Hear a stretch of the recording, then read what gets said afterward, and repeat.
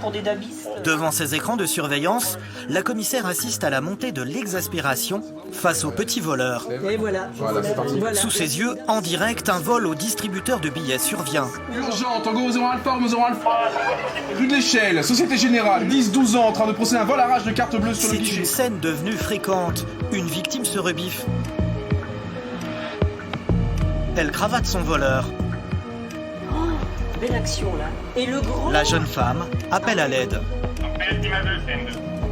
Là, c'est un passant qui vient s'interposer. Ah, ils n'ont pas de vol, les minots, aujourd'hui. Tant mieux pour les victimes. Finalement, les passants neutralisent les enfants en attendant la police, comme la loi les y autorise.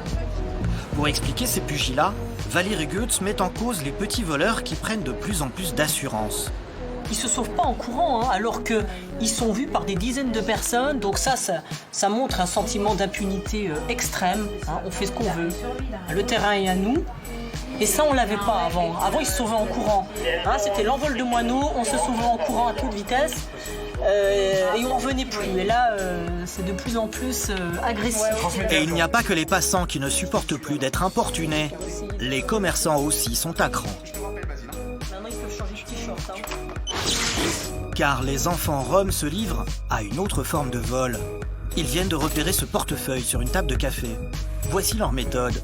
Ils s'approchent en tendant des feuilles pour recouvrir l'objet à voler. Cette fois-ci, c'est raté. C'est une technique que tous les commerçants connaissent par cœur et ils réagissent violemment. Ces deux voleurs à la terrasse, âgés seulement de 7 ou 8 ans, que nous suivons en caméra cachée, vont en faire les frais.